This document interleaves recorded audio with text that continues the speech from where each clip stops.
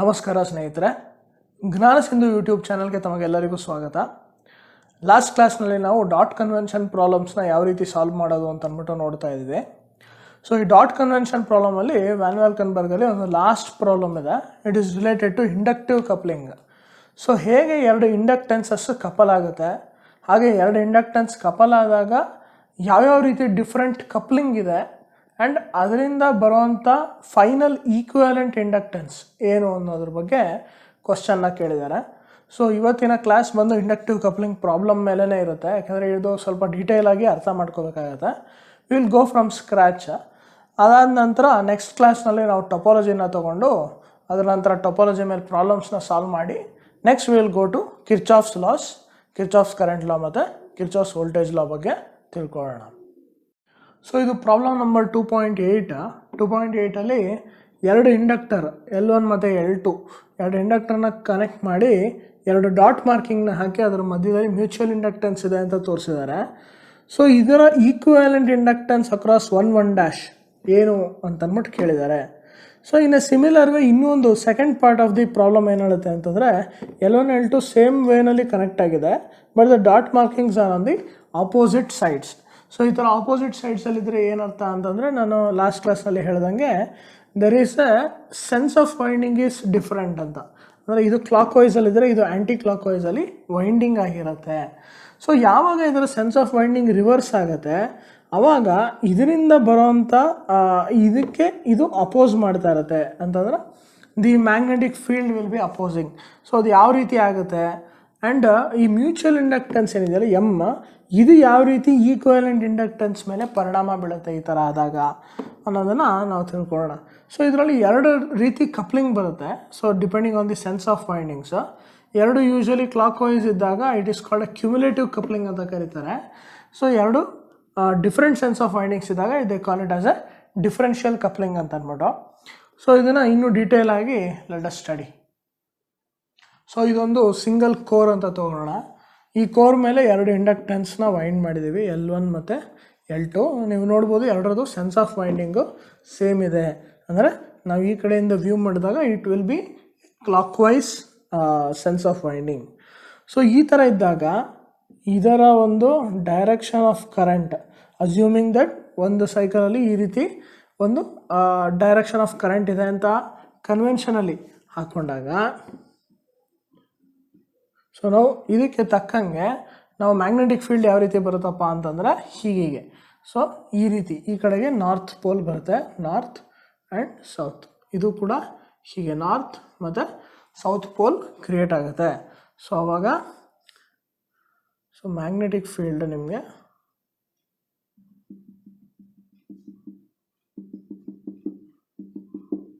So ಹೀಗಿದೆ ಅಂತ ಅಂದ್ಕೊಂಡ್ರೆ ಇದೇ ರೀತಿ ಬೆಂಡ್ ಆಗುತ್ತೆ. So same will be the conventional direction of the field. So ನೀವು ಇಲ್ಲಿ ನೋಡ್ಬೋದು ಇದು ಕೂಡ ಇದೇ ಡೈರೆಕ್ಷನಲ್ಲಿದೆ, ಇದು ಕೂಡ ಇದೇ ಡೈರೆಕ್ಷನಲ್ಲಿದೆ. ಮ್ಯಾಗ್ನೆಟಿಕ್ ಅಂದರೆ ನಾವೊಂದು ಕನ್ವೆನ್ಷನ್ನ ತೊಗೊಂಡ್ರೆ ಹೀಗೆ ನಾರ್ತಿಂದ ಸೌತ್ಗೆ ಹೋಗ್ತಾ ಇದೆ ಅನ್ನೋ ಕನ್ವೆನ್ಷನ್ನ ತೊಗೊಂಡ್ರೆ so the magnetic field direction is same. So ಯಾವಾಗ ಒಂದು ಸ್ವಲ್ಪ ದೂರ ಹೋಗುತ್ತೆ ಅವಾಗ ಏನಾಗುತ್ತೆ, ಮ್ಯಾಗ್ನೆಟಿಕ್ ಫೀಲ್ಡ್ ಸ್ವಲ್ಪ ದೂರದಿಂದ ನಾವು ಅಬ್ಸರ್ವ್ ಮಾಡಿದಾಗ both will tend to join together. So ಹೀಗೆ ಸಿಂಗಲ್ ಮ್ಯಾಗ್ನೆಟಿಕ್ ಫೀಲ್ಡ್ ಆಗಿ ಕ್ರಿಯೇಟ್ ಆಗಿಬಿಡುತ್ತೆ. So there is no cancellation of magnetic field basically. So ಇಲ್ಲಿ there is a cumulative coupling. ಅಂದರೆ ಕ್ಯುಮುಲೇಟಿವ್ ಅಂದರೆ ಆ್ಯಡ್ ಆಗ್ತಾ ಇದೆ. ಸೊ ಈ ಕಪ್ಲಿಂಗ್ ಫೀಲ್ಡು ಎರಡೂ ಕೂಡ ಒಂದಕ್ಕೊಂದು ಆ್ಯಡ್ ಆಗ್ತಾ ಇದೆ and it is becoming one single coupling. So mutual inductance ಅಂದರೆ ಏನಪ್ಪ ಅಂತಂದರೆ ಇದರಲ್ಲಿ ಈ L1 ಇದೆಯಲ್ಲ, ಈ L1ನಲ್ಲಿ ಕೇವಲ ನಾನು L1 ಒಂದನ್ನೇ ನಾನು ಎನರ್ಜೈಸ್ ಮಾಡಿದೆ ಅಂತ ಇಟ್ಕೊಳ್ಳೋಣ. L2 ಸುಮ್ಮನೆ ಹಾಗೇ ಇದೆ. ಸೊ ಈ L1ನಲ್ಲಿ ನಾನು ಎನರ್ಜೈಸ್ ಮಾಡಿದಾಗ ಇದರ ಕಾರಣದಿಂದ L2ನಲ್ಲಿ ಕ್ರಿಯೇಟ್ ಆಗುವಂಥ ಇಂಡಕ್ಟೆನ್ಸ್ ಏನಿದೆಯಲ್ಲ ಅದನ್ನು ಮ್ಯೂಚುವಲ್ ಇಂಡಕ್ಟೆನ್ಸ್ ಅಂತ ಕರಿತೇನೆ. ಅಂದರೆ this will B termed as M12 ಅಂತ. ಅಂದರೆ mutual inductance in coil 2, M21. So mutual inductance in coil 2 because of the actual inductance in coil 1. So M21 ಅಂತ ನೋಡಿ. ಅದೇ ರೀತಿ ರಿವರ್ಸ್, ಸಪೋಸ್ ಇದನ್ನು ನಾನು ಎನರ್ಜೈಸ್ ಮಾಡಿದ್ರೆ, ಸೊ ಹೀಗೆ ಬಂದು then the mutual inductance at L1 is called M12. The mutual inductance in coil 1 because of the induction from coil 2. So ಅದನ್ನು M12 M21 ಅಂತ ಅಂದ್ಬಿಟ್ಟು, just this is also another convention ಅಷ್ಟೇ. ಇದು ನಾವು ಅರ್ಥ ಮಾಡ್ಕೊಳ್ಳೋದು, ನೀವು ಹೆಂಗೆ ಡಿಫೈನ್ ಮಾಡ್ತೀರಿ ಆ ರೀತಿ ಅದರ ಮೇಲೆ ನಂಬರ್ ಹೋಗುತ್ತೆ. ಸೊ ಈ M21 ಮತ್ತು M12 ಅಸ್ಯೂಮ್ ದಟ್ ಇದು ಎರಡರದು ಈಕ್ವಲ್ ಟು M ಅಂತ ಇಟ್ಕೊಳ್ಳೋಣ. ಅಂದರೆ M21 is equal to M, M12 is equal to M ಅಂತ ಫಾರ್ ಅಸಂಪ್ಷನ್. ಸೊ ಅವಾಗ ಇದರಿಂದ ಆಗುವಂಥ ಒಂದು ಇಂಡಕ್ಟೆನ್ಸು ಕೂಡ mutual induced inductance is also M, ಇದರಿಂದ ಆಗೋದು ಕೂಡ ಎಮ್ ಅಂತ ಬರುತ್ತೆ ಅಂತ ಇಟ್ಕೊಳ್ಳೋಣ. With that assumptions, so what will be the equivalent inductance because of this L1 and L2 ಅನ್ನೋದನ್ನು ಈಗ ನಾವು ಸ್ಟಡಿ ಮಾಡೋಣ.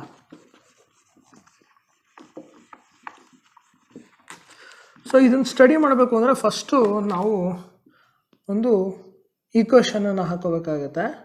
ಸೊ ಇದನ್ನು ಕಿರ್ಚಾಫ್ಸ್ ವೋಲ್ಟೇಜ್ ಲಾನಲ್ಲಿ ನಿಮಗೆ ಈಕ್ವೇಷನ್ ಗೊತ್ತಾಗುತ್ತೆ. ಇದು ಸದ್ಯಕ್ಕೆ ಅರ್ಥ ಮಾಡ್ಕೊಂಡು ಇದರದ್ದು ವೋಲ್ಟೇಜ್ ಏನಿದೆಯಲ್ಲ, ಸೊ ನಾವು voltage, total voltage is V total is equal to V across L1 plus V across L2. So ನಾವು ಒಂದು ಸೈಕಲ್ ಅಂದರೆ ಒಂದು ಟೋಟಲ್ ಒಂದು ಲೂಪನ್ನ ಕಂಪ್ಲೀಟಾಗಿ ಟ್ರೇಸ್ ಮಾಡ್ತಾ ಇದ್ದೀವಿ ಇನ್ ಒನ್ ಡೈರೆಕ್ಷನ್. ಸೊ ಹೀಗೆ ಸ್ಟಾರ್ಟ್ ಮಾಡಿ ಹೀಗೆ ಮುಗಿಸ್ತಾ ಇದ್ದೀವಿ. ಸೊ ಒಂದು ಕಡೆ ಸೋರ್ಸಸ್ನೆಲ್ಲ ಒಂದು ಕಡೆ ಬರ್ಕೋತೀವಿ ಆ್ಯಂಡ್ ಸಿಂಕ್ಸ್ ಅಂದರೆ ಎಲ್ಲೆಲ್ಲಿ ನನಗೆ ವೋಲ್ಟೇಜ್ ಡ್ರಾಪ್ಸ್ ಆಗುತ್ತೆ, ಎಲ್ಲೆಲ್ಲಿ ನನಗೆ ಪ್ಯಾಸಿವ್ ಎಲಿಮೆಂಟ್ಸ್ ಎನರ್ಜಿ ಸ್ಟೋರ್ ಮಾಡ್ಕೊಳ್ಳುತ್ತೆ, ಎಲ್ಲೆಲ್ಲಿ ನನಗೆ ಡ್ರಾಪ್ಸ್ ಇರುತ್ತೆ, ಅದನ್ನೆಲ್ಲನೂ ಒಂದೊಂದು ಪಕ್ಕದಲ್ಲಿ ಬರ್ಕೋತಾ ಇದ್ದೀನಿ. ಸೊ VL1 ಪ್ಲಸ್ VL2 ಅಂತ. ನಾವು VL1 is given by L1 dI1 di, ಯಾಕೆಂದರೆ ಕರೆಂಟ್ ಇಸ್ ದ ಸೇಮ್, ಒಂದೇ ಇರೋದಿಲ್ಲ, ಯಾವುದೇ ಒಂದು ಪ್ಯಾರಲಲ್ ಪಾತ್ಸ್ ಇಲ್ಲ.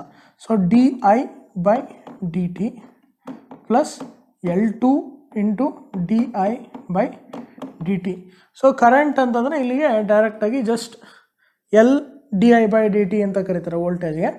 So voltage across this inductance is nothing but L di by dt, and voltage across this inductance L2 is L2 di by dt. ಇದು ಹೆಂಗೆ ಬಂತು ಏನು ಬಂತು ಅಂದ್ಬಿಟ್ಟು ನಾವು ನೆಕ್ಸ್ಟ್ ಕ್ಲಾಸಸ್ಸಲ್ಲಿ ತಿಳ್ಕೊಳ್ಳೋಣ ಅದನ್ನು.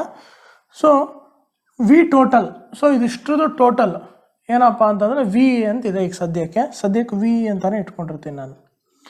ನಾವು ಮ್ಯೂಚುವಲ್ ಇಂಡಕ್ಟೆನ್ಸ್ನ ನಾವಿಲ್ಲೆಲ್ಲೂ ಕೂಡ ಗಮನಕ್ಕೆ ತೊಗೊಂಡಿಲ್ಲ. ಇಲ್ಲಿ ಡೈರೆಕ್ಟಾಗಿ ಬರೀ ಸೆಲ್ಫ್ ಇಂಡಕ್ಟೆನ್ಸ್ ಅಂದರೆ ಈ ಒಂದು ಇಂಡಕ್ಟರಿಂದ ಇದೊಂದೇ ಒಂದು ಇಂಡಕ್ಟರ್ ಕನೆಕ್ಟೆಡ್ ಇದ್ದರೆ ಇದರಿಂದ ಯಾವುದೇ ಈ ಇಂಡಕ್ಟರ್ಗೆ ಸಂಬಂಧ ಇಲ್ಲ, ಅಂದರೆ ಮ್ಯಾಗ್ನೆಟಿಕಲಿ ಕಂಪ್ಲೀಟಾಗಿ ಐಸೋಲೇಟ್ ಮಾಡಿದ್ದೀನಿ ಅಂತಂದರೆ ಆ ಕೇಸಸ್ಸಲ್ಲಿ ಇದು ಕರೆಕ್ಟ್ ಆಗುತ್ತೆ.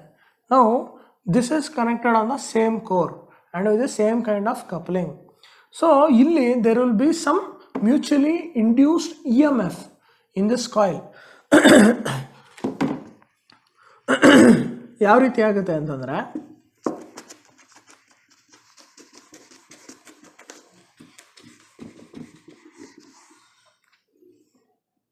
So this is my core.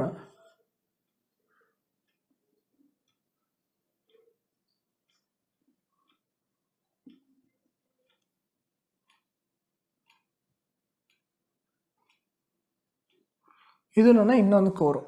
So ಈಗ ಈ ಕಾಯಿಲಿಂದ ಈ ಕಾಯಿಲ್ಗೆ ಏನು ಮ್ಯೂಚುವಲಿ ಇಂಡ್ಯೂಸ್ಡ್ EMF ಹೆಂಗಾಗುತ್ತೆ ಅನ್ನೋದನ್ನು ಅರ್ಥ ಮಾಡ್ಕೋಬೇಕು ಅಂತಂದರೆ, ನಾವು let us say will only connect this to one voltage source. ಇದಕ್ಕೆ ನಾವೇನು ಕನೆಕ್ಟ್ ಮಾಡೋದು ಬೇಡ. ಸೊ ಕರೆಂಟ್ ಈ ರೀತಿ ಹೋಗಿ ಈ ಡೈರೆಕ್ಷನ್ಸಲ್ಲಿದೆ. ನಾವು this coil is not at all connected. Okay, ಇದಕ್ಕೆ ಯಾವುದೇ ರೀತಿ ಒಂದು ಸೋರ್ಸ್ ಇಲ್ಲ. ಸೊ ಈ ಸಂದರ್ಭದಲ್ಲಿ ಏನಾಗುತ್ತೆ, ನಾವು this is your magnetic field direction ಹೀಗೆ. So this is your north, this is your south. So ಈ ರೀತಿ ಡೈರೆಕ್ಷನ್ ಹೋಗ್ತಾ ಇದೆ ಕರೆಂಟು ಈ ಬಾರ್ ಒಳಗಡೆ. ಸೊ ನಾವು ಈ ಫೀಲ್ಡಿಂದ, ನಾನು ಲಾಸ್ಟ್ ಟೈಮ್ ಡಾಟ್ ಮಾರ್ಕಿಂಗ್ನ ನಾವು ಸ್ಟಡಿ ಮಾಡಬೇಕಾದ್ರೆ ಟ್ರಾನ್ಸ್ಫಾರ್ಮರ್ಸಲ್ಲಿ ಇದರಲ್ಲೆಲ್ಲ ನಾವು ಹೇಳ್ಕೊಟ್ಟೆ, ಈ ರೀತಿ ಒಂದು ಫೀಲ್ಡ್ ಇದ್ದರೆ ಇದರ ಅಪೋಸಿಂಗ್ ಡೈರೆಕ್ಷನಲ್ಲಿ ಇನ್ನೊಂದು ಫ್ಲಕ್ಸ್ ಕ್ರಿಯೇಟ್ ಆಗುತ್ತೆ ಟು ಅಪೋಸ್ ದಿಸ್. ಇಲ್ಲಿ ಲೋಡ್ ಇತ್ತು ಅಂತಂದರೆ because of the lenses law. So ಅದು ಎಲೆಕ್ಟ್ರೋಮ್ಯಾಗ್ನೆಟಿಕ್ಸಲ್ಲಿ ಬರುತ್ತೆ.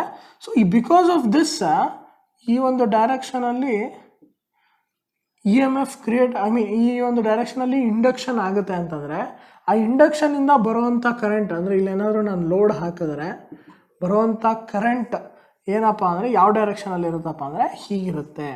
So top to bottom. So ಹೀಗೆ ಹೀಗೆ.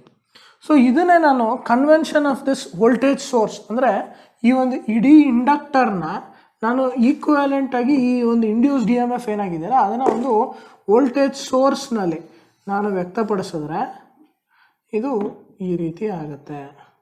ಸೊ ಹೀಗೆ, ಯಾಕಂದರೆ ಪಾಸಿಟಿವಿಂದ ಹೊರಗಡೆಗೆ ಬರುತ್ತೆ ಅಂತ ನಾವು ಕನ್ವೆನ್ಷನ್ನ ಇಟ್ಕೊಂಡಿದ್ದೀವಿ. ಸೊ ಇದನ್ನೇ ನಾನು ಈ ಕಡೆಗೆ ಬರೋದ್ರೆ ಈ ಸೈಡ್ಗೆ, then this will be my this will be my direction. This is the positive, this is the negative terminal. So this will be my position. Now ಇದನ್ನ ಹೀಗೆ ಇಟ್ಕೊಳ್ಳೋಣ. Now we will delete the directions.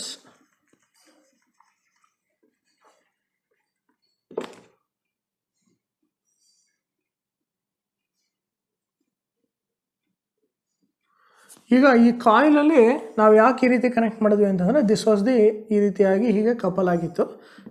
This was the actual connection, ಹೀಗಿದ್ದು. ನಾವು during the normal process ಅಂದರೆ ಈಗ ಇದನ್ನು mutual ಇಂಡಕ್ಟೆನ್ಸ್ನ ನಾವು ಗಮನಕ್ಕೆ ತೊಗೊಳ್ದೇನೆ ನಾವು ಮಾಡಿದ್ರೆ ಕರೆಂಟ್ ಫ್ಲೋ ಬಂದು ಹೀಗೆ ಹೋಗ್ತಾ ಇದೆ. ಸೊ ಈಗ ನಾವು ಒಂದು ಕಾಯಿಲ್ದ ಎಫೆಕ್ಟನ್ನು ಇನ್ನೊಂದು ಕಾಯಿಲ್ ಮೇಲೆ ಯಾವ ರೀತಿ ಆಗುತ್ತೆ ಅಂತ ನಾವು ಬರೆದ್ವಿ. ನಾವು ಇನ್ನೊಂದು ಕಾಯಿಲ್ದ ಎಫೆಕ್ಟು ಈ ಕಾಯಿಲ್ ಮೇಲೆ ಯಾವ ರೀತಿ ಇಂಡ್ಯೂಸ್ ಆಗುತ್ತೆ ಅದನ್ನು ನೋಡೋಣ. ಸೊ ಅದನ್ನು ನೋಡಬೇಕು ಅಂದರೆ ಇದನ್ನು ತಗೊಂಡು ಡೈರೆಕ್ಟಾಗಿ ಹೀಗೆ ಕನೆಕ್ಟ್ ಮಾಡೋಣ. So this is the actual current flow. So current flow ಡೈರೆಕ್ಷನಲ್ಲೇ ಈ ಇಂಡಕ್ಟೆನ್ಸ್ ಸೆಕೆಂಡ್ ಇಂಡಕ್ಟರ್ನ ನಾವು ಈ ವೋಲ್ಟೇಜ್ ಸೋರ್ಸ್ಗೆ ಕನೆಕ್ಟ್ ಮಾಡ್ತಾ ಇದ್ದೀವಿ. ಸೊ ನಾವು ಈ ಡೈರೆಕ್ಷನಲ್ಲಿ ಈಗ ಕರೆಂಟ್ ಈ ರೀತಿ ಫ್ಲೋ ಆಗುತ್ತೆ. ಸೊ ಕರೆಂಟ್ ಈ ರೀತಿ ಫ್ಲೋ ಆದರೆ ಏನಾಗುತ್ತೆ, ನಾನು ನಿಮ್ಗೆ ಲಾಸ್ಟ್ ಇದರಲ್ಲಿ ಏನು ಹೇಳಿದೆ ಇದನ್ನು ಚೆಕ್ ಮಾಡಬೇಕಾದ್ರೆ, so this is the direction of current, so this will be the direction of magnetic field. so ಇದು ನಾರ್ತ್ ಮತ್ತು ಸೌತ್ ಆಗುತ್ತೆ. ಸೊ ಈ ಡೈರೆಕ್ಷನಲ್ಲಿ ಮ್ಯಾಗ್ನೆಟಿಕ್ ಫೀಲ್ಡ್ ಇರೋದ್ರಿಂದ ಹೀಗೆ this will be the induction create ಆಗೋಕ್ಕೆ ಲೆನ್ಸಸ್ ಲಾ ಪ್ರಕಾರ this will be the it will oppose the cos which is producing it. So ಇದ್ರ ಪ್ರಕಾರ ಹೀಗೆ ಬಂದಾಗ this will be my current direction. So ಈ ರೀತಿ ಬಂದಾಗ ಇದನ್ನು ಈಕ್ವಾಲೆಂಟಾಗಿ ಒಂದು ಎನರ್ಜಿ ಸೋರ್ಸ್ನಲ್ಲಿ ನಾನು ಡಿಫೈನ್ ಮಾಡಿದ್ರೆ ನಾವು this will be my source. ಅಂದರೆ ಇದಕ್ಕೆ equivalent mutual induced E M ಎಫ್ಗೆ ಈಕ್ವಾಲೆಂಟಾಗಿ ನಾನು ಡಿಫೈನ್ ಮಾಡ್ತಾ ಇರೋವಂಥ ಒಂದು ಸೋರ್ಸು. ಸೊ ಈಗ ಇದರ ಬೇಸಿಸ್ ಮೇಲೆ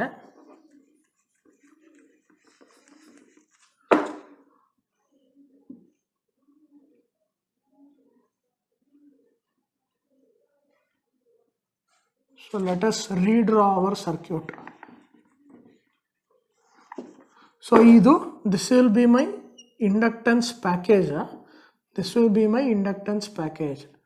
So ಇದು mutually induced EMF inside this inductor.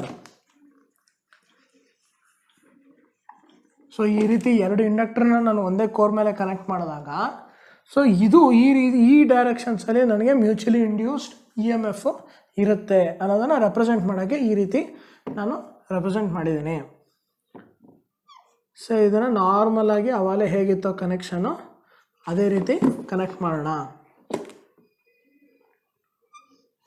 Okay, so ನಾವು ದಿಸ್ ಇಸ್ VM12, ಇದು VM21.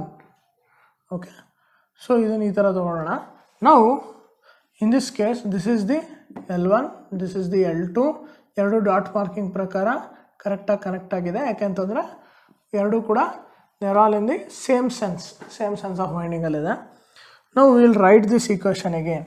ಸೊ ಇಲ್ಲಿ ವಿ, ಓಕೆ, ಸೊ ಇದೇನಾಗುತ್ತೆ ವಿ ಇದು ಈ ಎರಡು M1 ಮತ್ತು M2 ಇದನ್ನು ಹೀಗೆ ತೊಗೊಂಡು ಬಂದರೆ ನಾವು you can see this VM21 and VM12 ಇದನ್ನು ವೋಲ್ಟೇಜ್ ಸೋರ್ಸ್ ಹತ್ರ ತೊಗೊಂಬರ್ತೇನೆ.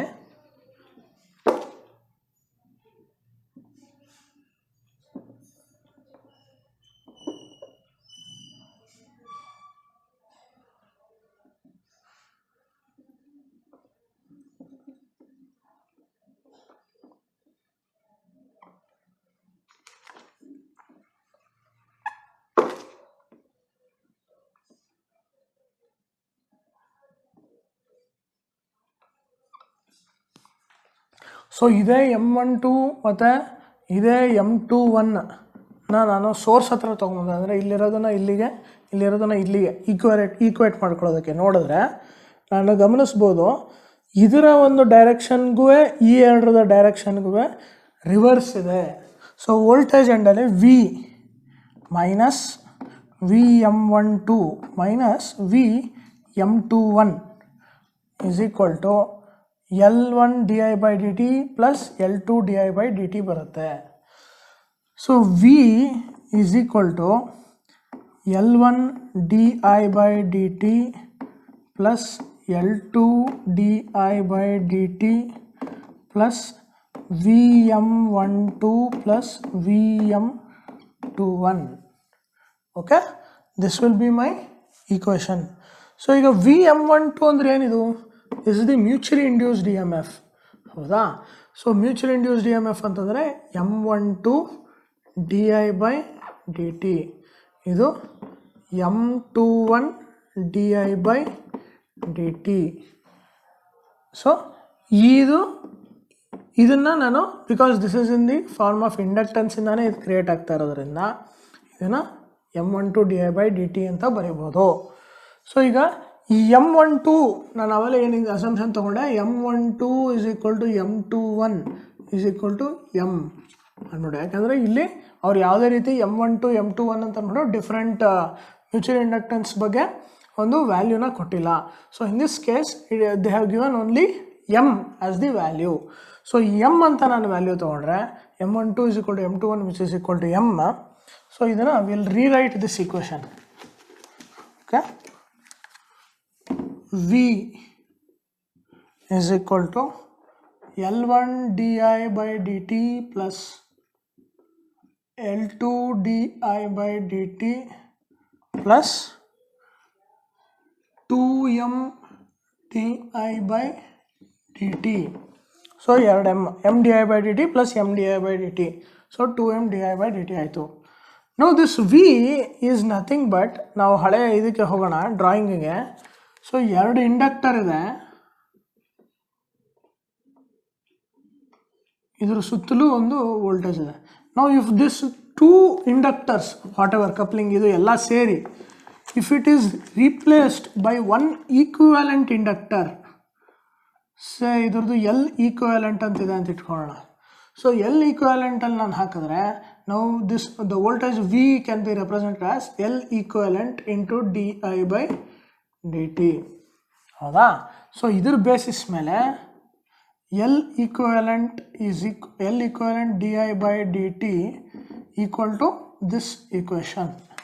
ನಾವು di/dt is common on both the ends.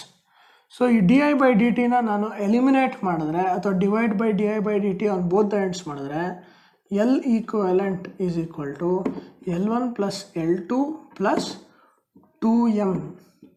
So this is the equivalent inductance of two inductors whose sense of winding is the same and have mutual inductance M.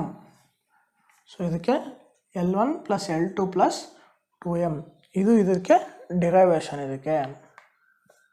So in a similar basis ನಾವು ನೆಗೆಟಿವ್ದು ಮಾಡಿದಾಗ ಅಂದರೆ reverse sense of ವೈಂಡಿಂಗ್ನ ನಾವು ಮಾಡಿದಾಗ ಈ VM12 ಮತ್ತು VM21 ಏನಿದೆಯಲ್ಲ ಇದು ಬಂದು ಇದರದ್ದು ಡೈರೆಕ್ಷನ್ ರಿವರ್ಸ್ ಇರುತ್ತೆ. ಅಂದರೆ ವೋಲ್ಟೇಜ್ ಸೈಡಲ್ಲಿ ನಮಗೆ ಇದು ಪಾಸಿಟಿವ್ ಬರುತ್ತೆ. ಸೊ ಪಾಸಿಟಿವ್ ಬಂದಾಗ ನಮಗೆ ಇಲ್ಲಿ ದಿಸ್ ವಿಲ್ ಈ ಈಕ್ವೇಷನಲ್ಲಿ ನಾವೇನು ಮೈನಸ್ ಪ್ಲಸ್ 2M ಅಂತ ಏನಿದೆಯೋ ಇದು ಇಲ್ಲಿ VM12 ಪ್ಲಸ್ VM21 ಇಲ್ಲಿ ಎರಡು ಪ್ಲಸ್ ಇದೆಯೋ ಇದು ಮೈನಸ್ ಆಗುತ್ತೆ. So when there is a differential coupling ಆವಾಗ L equivalent will be equal to L1 plus L2 minus 2M. ಸೊ ಈ ರೀತಿ ಡಿಫರೆನ್ಷಿಯಲ್ ಕಪ್ಲಿಂಗ್ ಇದ್ದಾಗ ಹೀಗೆ ಬರುತ್ತೆ. ಸೊ ನೋಡಿದ್ರಲ್ಲ ಸ್ನೇಹಿತರೆ, ಇದು ಕ್ಯುಮ್ಯುಲೇಟಿವ್ ಕಪ್ಲಿಂಗ್ ಮತ್ತು ಡಿಫರೆನ್ಷಿಯಲ್ ಕಪ್ಲಿಂಗ್ದು ಪ್ರಾಬ್ಲಮ್ಮು. ನಾನು ಡಿಫರೆನ್ಷಿಯಲ್ ಕಪ್ಲಿಂಗ್ದು ಜಸ್ಟ್ ನಿಮಗೆ ಎಕ್ಸ್ಪ್ಲೇನ್ ಮಾಡಿ ಇಲ್ಲೇ ನಾನು ಕ್ಲೋಸ್ ಮಾಡ್ತಾ ಇದ್ದೀನಿ. ನೀವು ಇದನ್ನು ಟ್ರೈ ಔಟ್ ಮಾಡಿ ಮನೆಯಲ್ಲೇ. ಸೊ ಯಾವ ರೀತಿ ಇದನ್ನು ಡಿಫರೆನ್ಷಿಯಲ್ ಕಪ್ಲಿಂಗ್ನ ನೀವು ಫಿಕ್ಸ್ ಮಾಡ್ಕೋಬೋದು, ಈ ಥರ ಡಿರೈವ್ ಮಾಡ್ಕೋಬೋದು ಅನ್ನೋದ್ರ ಬಗ್ಗೆ. ಏನಾದ್ರು ಡೌಟ್ಸ್ ಇದ್ದರೆ ನೀವು ನಿಮ್ಮ ಕಮೆಂಟ್ಸ್ ಬಾಕ್ಸ್ನಲ್ಲಿ ನೀವು ಪೋಸ್ಟ್ ಮಾಡ್ಬೋದು. ನಾನು ಬೇಕಿದ್ರೆ ಡಿರೈವೇಷನನ್ನು ಡಿರೈವ್ ಮಾಡಿ ಅಲ್ಲಿ ಪೋಸ್ಟ್ ಮಾಡ್ತೀನಿ ನಿಮಗೆ ರೆಸ್ಪಾನ್ಸ್ನ. Thank you friends. Please keep watching Jnanasindhu YouTube channel. Next ಕ್ಲಾಸ್ನಲ್ಲಿ ನಾನೀಗ ಒಂದು ಟೊಪಾಲಜಿ ಅಂದ್ರೇನು, ಸೊ ಟೊಪಾಲಜಿ ಏನಕ್ಕೋಸ್ಕರ ಬೇಕು, so this will be our start towards Kirchhoff's laws. So ಇದ್ರ ಬಗ್ಗೆ ನಾವು ನೆಕ್ಸ್ಟ್ ಕ್ಲಾಸಲ್ಲಿ ತಿಳ್ಕೊಳ್ಳೋಣ. Thank you.